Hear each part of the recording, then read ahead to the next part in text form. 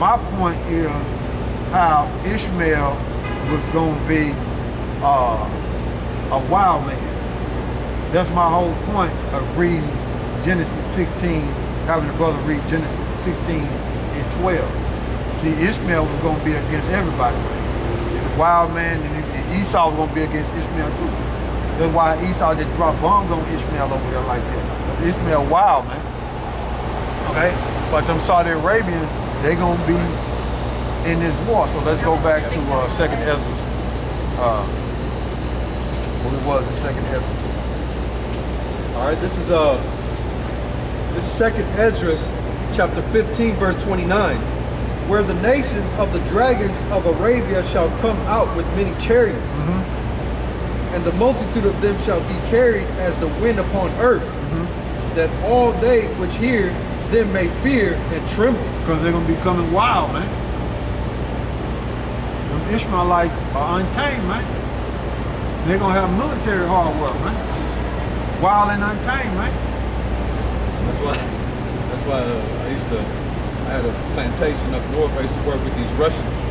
Yeah. And they used to talk mad shit about the U.S. military, how their personnel here in the States were cowards.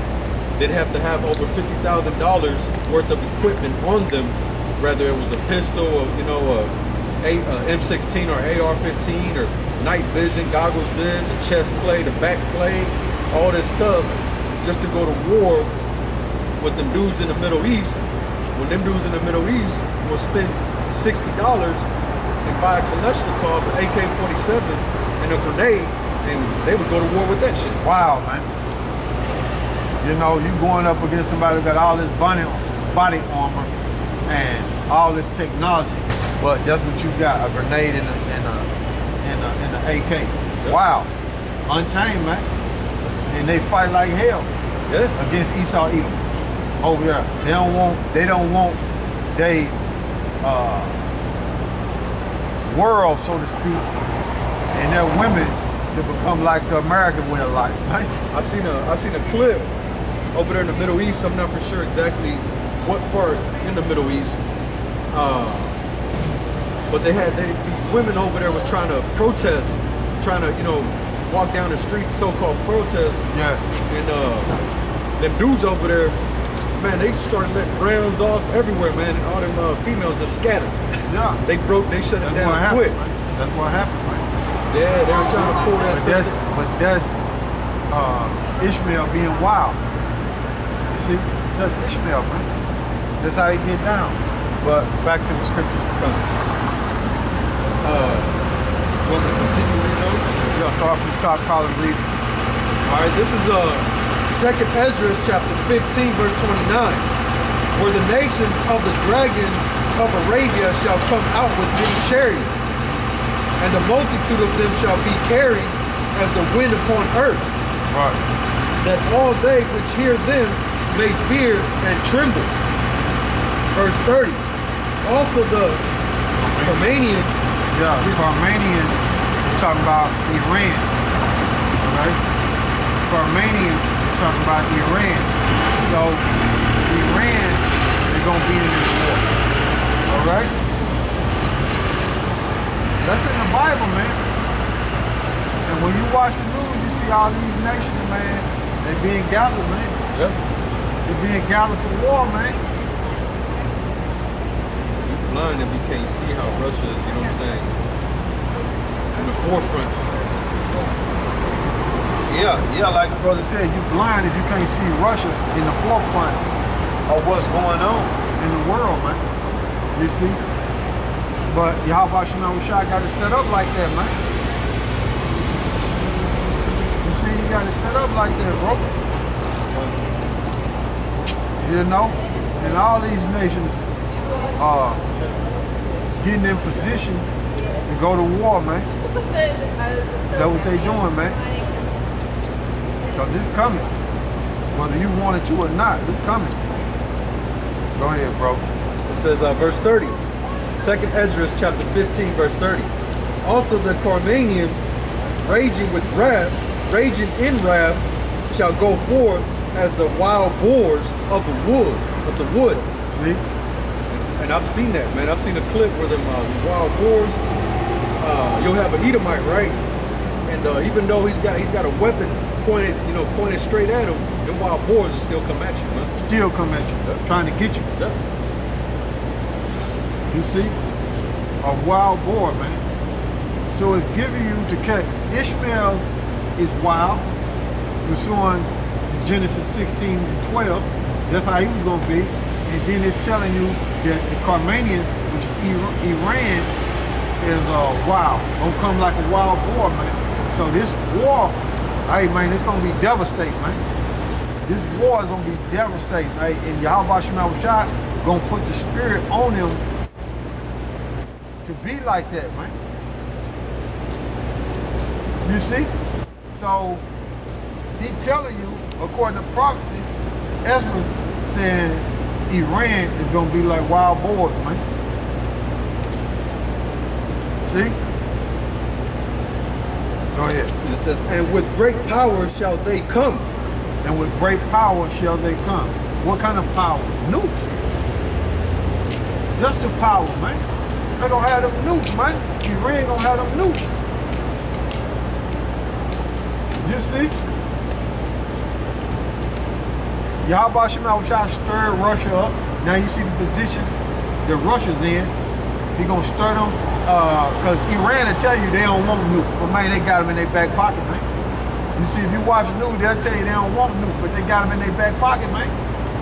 Because it's prophecy, man. That's why we always say, man, when we speak, speaking concerning future events. Now somebody might Google or YouTube and say, Iran ain't got no nukes. We telling you we got them in their back pocket because according to prophecy, that's how they gonna come with power. How you gonna go up against America without a nuke? You got to. How you gonna participate in this war without a nuke? Because it's gonna be nuclear. It's gonna be a nuclear war. World War III is gonna be a nuclear war. And Iran is gonna have them nukes, man.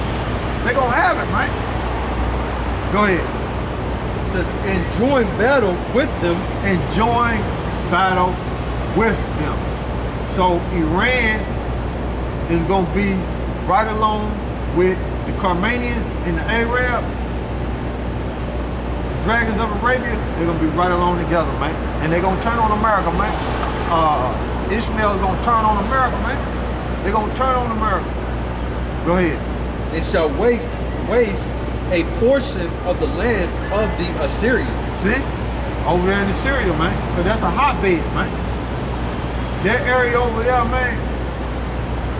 That's a hotbed in that area, man. You see? Go ahead. Verse 31. And then shall the dragons have the upper hand. It said, then shall the dragons have the upper hand. Who are the dragons? That's Saudi Arabia. You see? Go back, hold that particular verse, and jump back up to the first verse that we started from. All right, 2nd Ezra chapter 15, verse 29.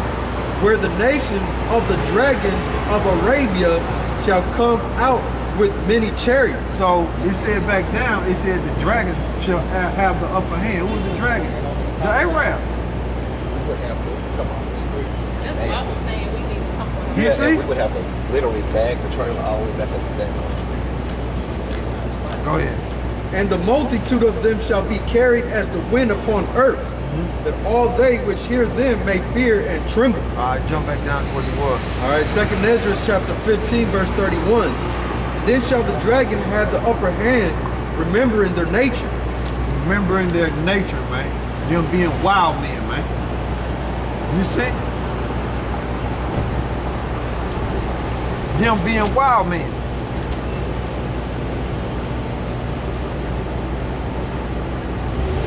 Go ahead. And if they shall turn themselves, conspiring together in great power. All right. Say they shall turn themselves, conspiring. What? Together in great power. Conspiring together in great power, man. Let's look up the word conspiring. Let's find out.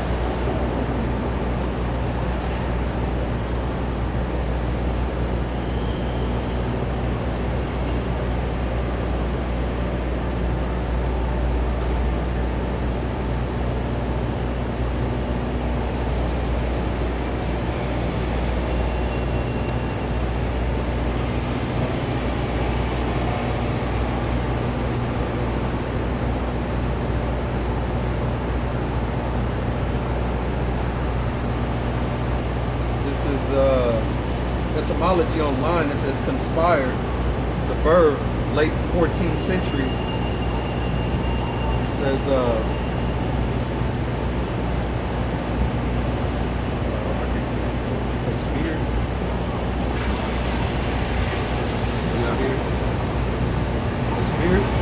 aspire. It says, or plan. Inspire. Yeah. Aspire or plan maliciously, agree together to commit a crime, or So they're gonna agree together. to agree, You see, that's the key. unite, So, plot. so that's how you know that Saudi Arabia and Iran is going to unite, man. There's an old saying in the Arab world, choose your neighbor before the house. A bad neighbor can be a misfortune, a good one, a blessing. Unfortunately, in geopolitics, you don't get to make this choice. You don't get to choose your neighbor. You just have to find a way to live with them. Fight when the need arises, compromise when possible. In West Asia, two powerful neighbors are trying this. Iran and Saudi Arabia. For decades, they fought for dominance, waged proxy wars, but now they're trying to bury the hatchet. Last week, 3 Iranian diplomats arrived in Saudi Arabia to take back posts at the OIC, Organization of Islamic Cooperation. This follows 5 rounds of talks between the two sides, talks that have been described as cordial, practical, and positive. Now, this is very significant. A major geopolitical churn is underway in West Asia. But what's driving it? What's behind this thaw between Iran and Saudi Arabia? What brought them to the negotiating table? Also, why were they fighting in the first place? Is their rivalry religious or political or both? How did this impact West Asia, and how will the rapprochement change the region? In the pro-Saudi camp are Sunni states like the UAE, Bahrain, Kuwait, Jordan, and Egypt. In the pro-Iran camp are the Shia-dominated government of Iraq and the Bashar al-Assad regime of Syria. Split between their power play are Yemen, Lebanon, and Qatar. The religious fragmentation in these states, the prevailing divisions between Shias and Sunnis, feeds the Saudi-Iran rivalry. Things got worse in 2016 when Saudi Arabia executed a Shia cleric, Nimr al-Nimr, a popular figure among its Shia minority. He was highly critical of the Saudi monarchy. He wanted them to hold free and fair elections. Riyadh saw Iran's hand behind this activism, so it sentenced al-Nimr to death. His execution angered Shia Muslims the world over. Al-Nimr became a symbol of Shia oppression by the Saudis. Shia leaders warned of consequences. Protests were held in Iraq, Bahrain, Yemen, and Pakistan. The tipping point came when protesters in Iran set fire to the Saudi consulate in Mashhad, and then to the Saudi embassy in Tehran. What followed was an immediate suspension of all ties. Bilateral relations became all but non-existent. Saudi Arabia and Iran refused to engage with each other. They stopped doing business and trade, even playing each other at sporting events for that matter. 6 years on, there's been a thaw. Courtesy what? Perhaps the withdrawal of third parties like America from the region. The US, remember, played a significant role in shaping the dynamics of this rivalry. Another reason is the losing charm of oil. Their most prized treasure, the key to their geopolitical might, the future of petrodollars, looks bleak. It's a mix of politics and economics that has forced Riyadh and Tehran to explore a compromise. Iran's reasons are largely economic. US sanctions are crushing its economy. Restoring ties with the second largest economy in West Asia will help Iran broaden regional trade. Also reach out to several Sunni majority countries. For Saudi Arabia, the reasons are both economic and political. Crown Prince MBS is trying to diversify the economy, and for that he needs to change his country's image. A de-escalation with Iran could spell an end to its proxy wars. Also help MBS attract investments. He needs money to realize his much-touted Vision 2030. So at the end of the day, this warming up of ties is more about money than anything else. Conspire together. They're gonna unite, man. Conspire. You see? So we look up the word conspire, right? And it means to agree together. So Iran and Saudi Arabia is gonna be together, man. That's why they mentioned in that particular scripture like that. It's talking about the dragons of Arabia and the Carmanians, man. Because they're gonna come together, man. It says to contribute jointly to a certain result. See? For a certain result. So they gonna join together for a certain result. To do what? Get rid of America, man. It's a sound in unison. Out of the so-called Middle East, man. They gonna turn on this bitch, what you call America. Right. They still over there. You see? The American troops ain't left the so-called Middle East. Still over there, man. And they gonna come together to get rid of America, man. Babylon, man. And they gonna do damage, man. They gonna do serious damage over there, man. You know? That's what it's gonna be.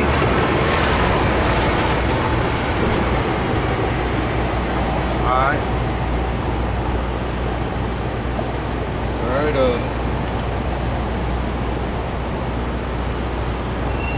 back in 2nd Esdras chapter 15, verse 31. And then shall the dragons have the upper hand, remembering their nature. Yeah, that's Saudi Arabia. Go ahead. And if they shall turn themselves conspiring together in great power to persecute them. Verse 32. Then these shall be troubled and keep silent through their power and shall flee. See? Because the American military troops, they're gonna turn into women, man. They ain't gonna wanna fight once Saudi Arabia and Iran get the upper hand, man. They ain't gonna want no parts of it. So But it's gonna be too late. So it's not the same thing. You shooting at someone and someone shooting at you too. Yeah, because see, they always, you know, like analysts been saying,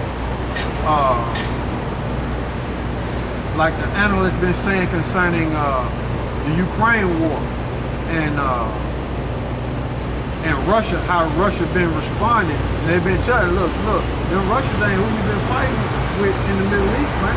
This is a different fight, man. And then the American troops that go over there to fight against them Russians, they say it's a death trap. Don't go over there. Get out of there. But see, they'll hurry up and run them. They'll hurry up and them mercenaries and stuff. They'll hurry up and run to the Middle East because they used to fight people that's throwing rocks and stuff. Right. You see? I forget there was a journalist that actually said that. I forgot the word that he used. But I'm just speaking on it. You know what I'm saying? I'm just speaking on it, bro. I'm just speaking on it. I'm just speaking on it because there's plenty of YouTube clips for them to go out there and research and get more understanding of what I'm talking about, man. I'm just speaking on it. So it's up to you to go out there and search it up for what I'm talking about. Because it's out there, man. Because I've seen it. That's why I'm speaking on it. You see? And when you do that research, you say, well, shit, that's what he's talking about. The analysts been talking like that the war with Russia and what America been doing in the so-called Middle East is not the same. And them American troops go over there to Ukraine and they tell you, look, it's a death trap. Don't go over there. Don't go over there. That war in Ukraine, that's a death trap. But they hurry up and run so-called to the Middle East. They thought that's how it was going to be over there. But they figured out quick, no, man. You know, it ain't the same. But the American military and the mercenaries, when they, in this war right here, when Saudi Arabia and the Khomenians, which is Iran, get the upper hand, man, they not going to fight. You see? Read that scripture again. This is 2nd Esdras chapter 15, verse 31. Then shall the dragons have the upper hand, remembering their nature, and if they shall turn themselves, conspiring together in great power to persecute them. Verse 32, then these shall be troubled. And the reason why we know that Saudi Arabia and Iran don't come against America is because this is the downfall of Edom, man. Because that's the top nation, man. Everybody know that these Edomites in America is the military might of these Edomites. And they know they're a spear in the Middle East. They know they're a war machine too, man. They know they're a sword in the Middle East, man. They know America's a war machine, and they know them gutter rats over there are a war machine, so-called Jews over there. They know that, man. And they're gonna be fighting to get them up out of there, man. You see, but they're gonna get the upper hand, and America not gonna wanna fight no more, and it's gonna, nah, man. That's when they're gonna press you even more, man. They're gonna end up burning this place, man. Go ahead. It says, and keep silent through their power and shall flee. Verse 33, and from the land of the Assyrian shall the enemy besiege them. Yep. See, because you got them gutter rats over there that's in Syria, and you got American mercenaries over there, American troops over there, fighting Iran. You see, right now, proxy wars going on over there. It's real, man. Go ahead. And consume some of them, and in their host shall be fear and dread and strife among their kings. Yeah, man. Their leaders, man. They're gonna be looking like, man, we ain't never went through this before. You see? Because they always able to just bomb people and get out of there and just do them any kind of way. Just been knocking them off for years and years and years. But this time, these Saudi Arabia combined with Iran is gonna have the upper hand on the Americans, man. They're gonna be done, man. So it's like you're saying that the United States has always had the upper hand. Yeah. Always had the upper hand. Yeah. Rather it was, on air